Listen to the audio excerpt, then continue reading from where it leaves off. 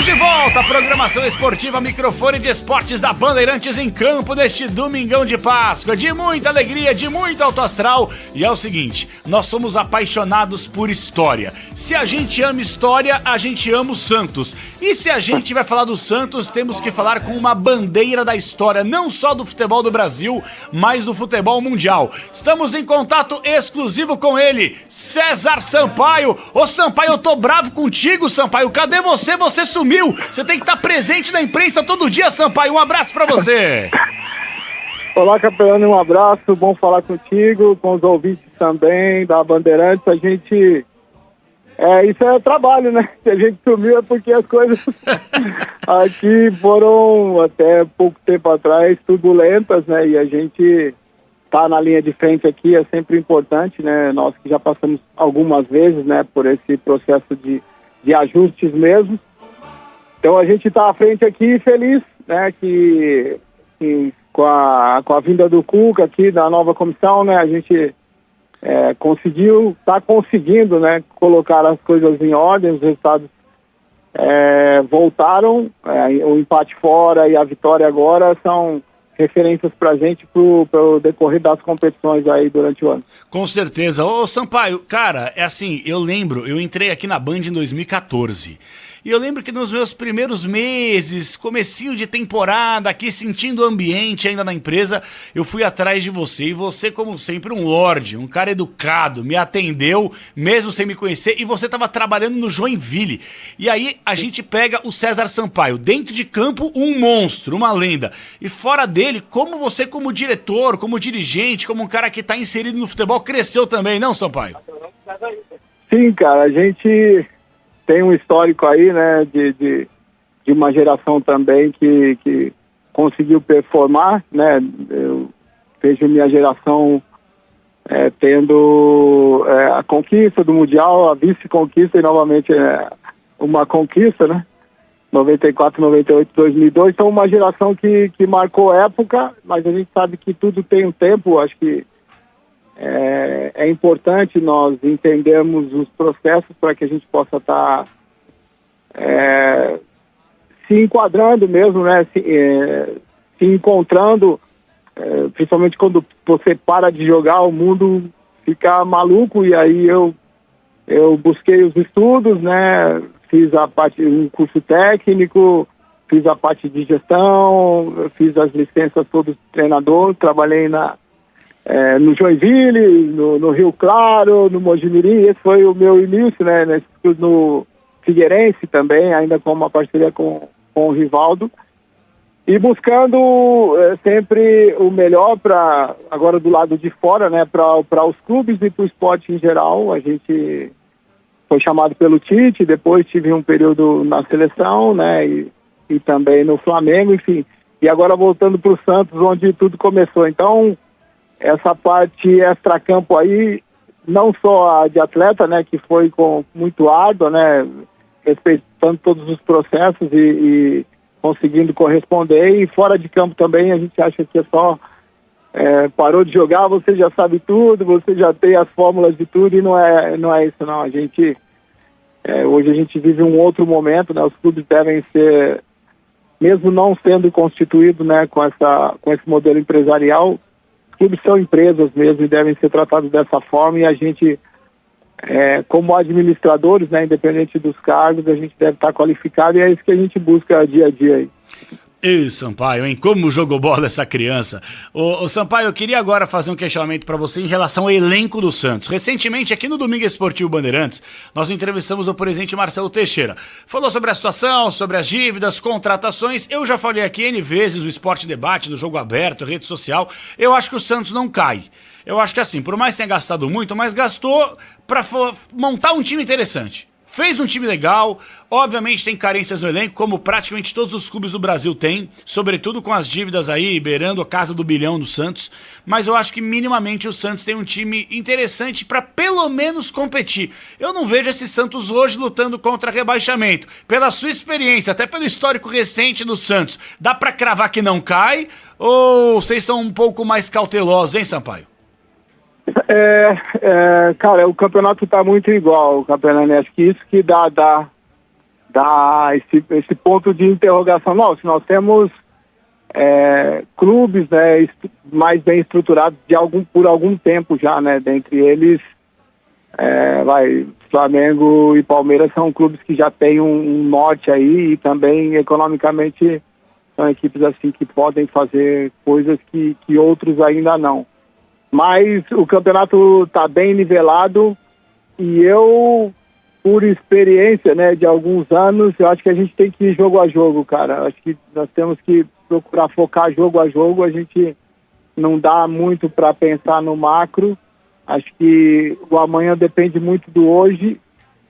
Por um determinado momento aqui a gente tentou adotar, né, essa programação e a gente viu que não era possível. Então acho que tem ido passo a passo, treino a treino, jogo a jogo, construindo o melhor, né, dentre aquilo que a gente tem. A gente nos últimos 2 jogos já pontuamos, com essa mentalidade que a gente vai para o Flamengo agora. Boa, Sampaio, eu também acho que é mais ou menos por aí, é jogo a jogo, né? Estamos em contato com César Sampaio, exclusivo no Domingo Esportivo Bandeirantes.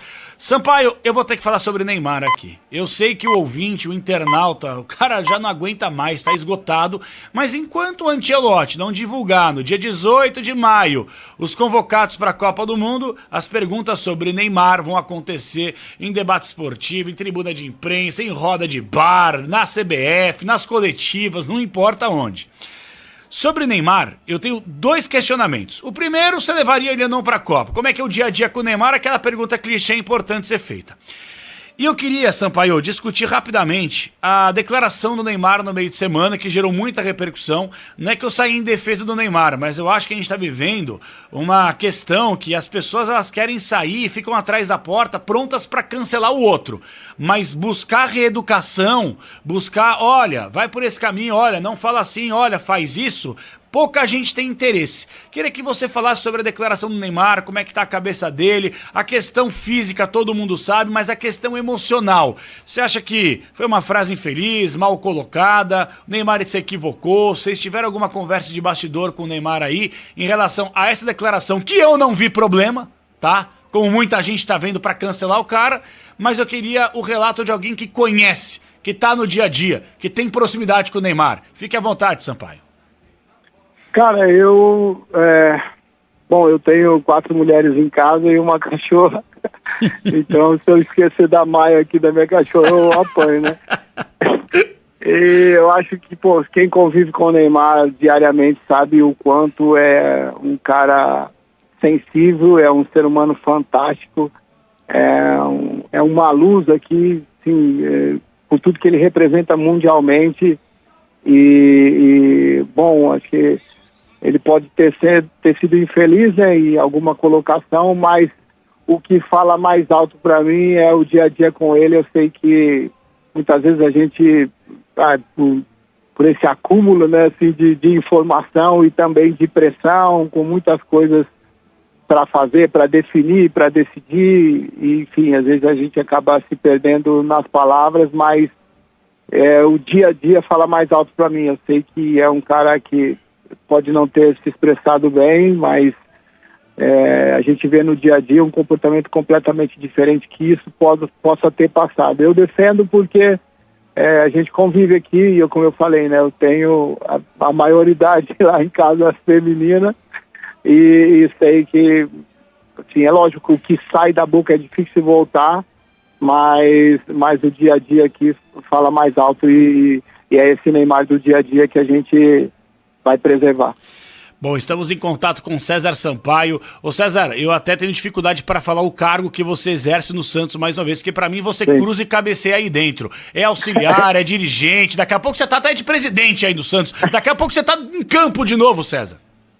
Não, eu sou auxiliar técnico, né? Eu vim como... Nós temos um grupo de transição, nós tínhamos um grupo de transição, né? E eu encabeçava esse grupo junto com o Léo. E com a saída do Matheus, eu voltei para ser o auxiliar técnico, né? O auxiliar da casa, que fala, né? Muitas vezes, quando acaba por razões diversas aí, né? Tendo que trocar uma gestão, a gente fica temporariamente. E também avaliando os garotos da base, esse grupo de transição, a gente continua perto, né? Porque o Santos tem um DNA aí de nas horas, de quando não tem dinheiro, nas horas mais difíceis sempre as soluções muitas das vezes foram construídas aqui dentro, e a gente fica bem atento a esses atletas e tem sido prazeroso isso, tem sido muito assim, gratificante voltar para o local onde eu iniciei a minha carreira, né? Onde cheguei aqui cheio de sonhos, cheio de pontos de interrogações, e é muito legal passar essa história de vida e esse conhecimento, né, para esses meninos que estão surgindo. Por falar em conhecimento, César Sampaio, vice-campeão do mundo 1998, naquele fatídico Brasil e França, e nós estamos às portas de mais uma Copa do Mundo. Ô César, você esteve como um dirigente, junto com a comissão técnica do Tite, você esteve dentro de campo e agora está observando mais por fora. Como é que você analisa o atual cenário do futebol brasileiro às portas de uma Copa do Mundo? E obviamente que eu vou ter que te perguntar, né, Sampaio? Neymar, eu sei que você é suspeito, que você está no dia a dia, tendo aquele relacionamento, a gente sabe do potencial, da questão técnica dele, tem a questão física, que é um impeditivo aparentemente pro Ancelotti. Como é que você analisa tudo isso? Tem que ou não tem que levar o Neymar? E você tá botando fé nessa seleção brasileira que muita gente, inclusive eu, tô com o pezinho atrás, viu, Sampaio? Sim, bom, são algumas respostas, vamos lá. Eu acho que é um momento de reformulação, né, de reestruturação, onde a gente tem pilares assim de sustentação para a seleção. Até mesmo o Ancelotti é um desses pilares, né, com um histórico de conquistas, né, e um nome de frente mesmo, né, que está habituado a fazer a gestão de momentos complexos como esse. Falar que o Brasil é favorito, eu acho que não. Eu acho que tem seleções que estão em um processo mais avançado que a nossa, e esse jogo contra a França mostra muito isso. Porém, bom, a gente sabe que nós temos desequilíbrios técnicos, né, assim, que não dá para não deixar de considerar o Neymar nisso, né? Eu trabalhei um pouco, né, em 2002, na estruturação de 2002, quando a gente perde em 98, né, e o Ronaldo tem um problema de convulsão e tal, e depois ele teve um problema no joelho, e a gente meio que se mobiliza para recuperá-lo, né, dizendo que, bom, nesse primeiro momento do joelho, da cirurgia, ele nem sabia se voltaria, né, a jogar, e quanto mais a performar, e a gente meio que se mobiliza para recuperá-lo. Bom, em 2002 eu fiz parte da preparação, depois eu tive uma lesão e não fui para a Copa, mas tendo isso como exemplo, né, a recuperação do Ronaldo, a gente meio que se mobilizou.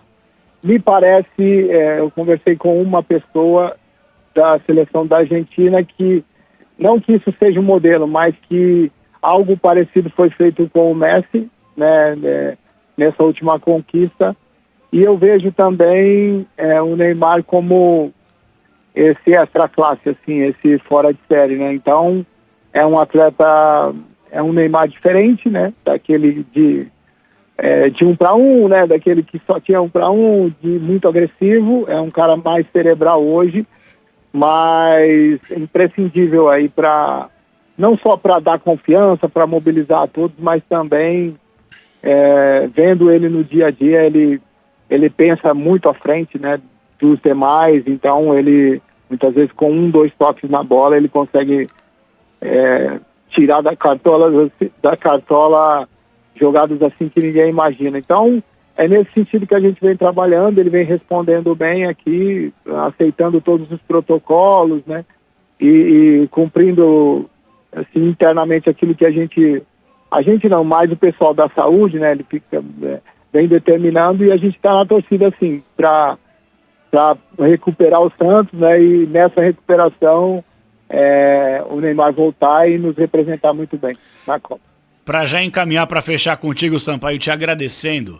Sampaio, agora é o seguinte: por que a gente não consegue mais revelar craques craques, quando eu falo craques, eu tô falando, por exemplo, Sim. 98 não ganhamos a Copa, mas pega aquela seleção, pô, era brincadeira, o que tinha, eu me arrisco a dizer que todos vocês que jogaram na reserva e do time titular seriam titulares atualmente sem fazer muita força. Por que a gente vai para mais uma Copa, tendo provavelmente que improvisar lateral direito, improvisar lateral esquerdo, com dificuldade para achar um 10, com dificuldade para pegar um 9? Por que, Sampaio? Por que caímos tanto no futebol brasileiro, hein?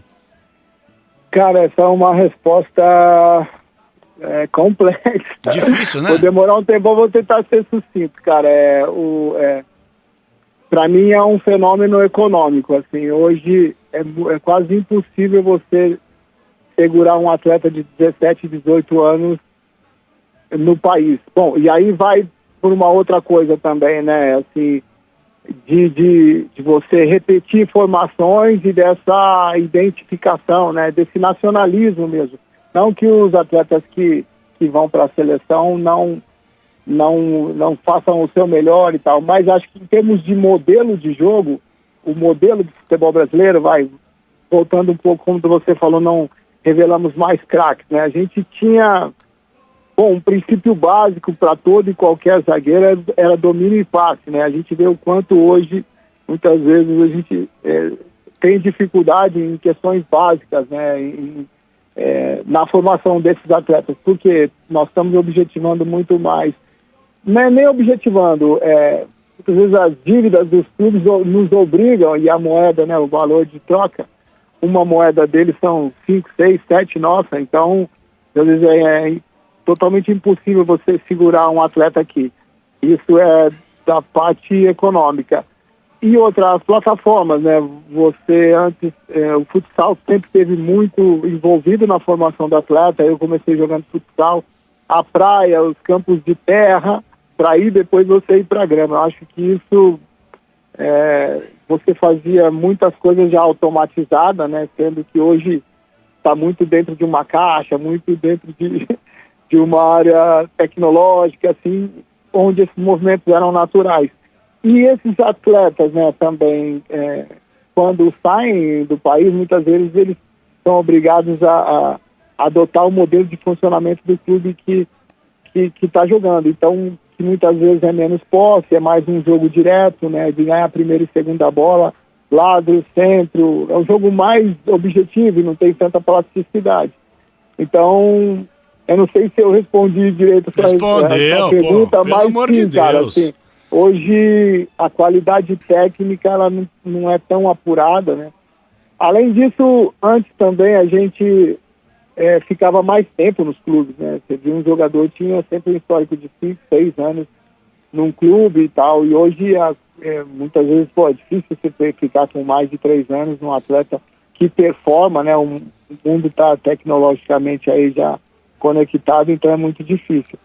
Eu não sei se eu compliquei mais a ideia ou facilitei, mas eu acho que o modelo brasileiro de formação, ele não existe mais. Assim, pelo contrário. Infelizmente, para mim, né? Claro, não. Cada um forma de um jeito, cada um pensa de um jeito, cada um joga de um jeito, e a gente não sabe se é desse jeito, daqui fica meio... E o que ganha tá bom, o que perde tá ruim, não sabe? É verdade. Não tem muita lógica nas coisas. Eu concordo contigo, inclusive você cita um negócio importante, né? Quer dizer, hoje a boleirada, os caras não saíram nem da fralda ainda, não deu tempo nem de jogar 10 jogos pelo profissional, ganhar título, virar ídolo, os caras já querem ir pra Europa, né?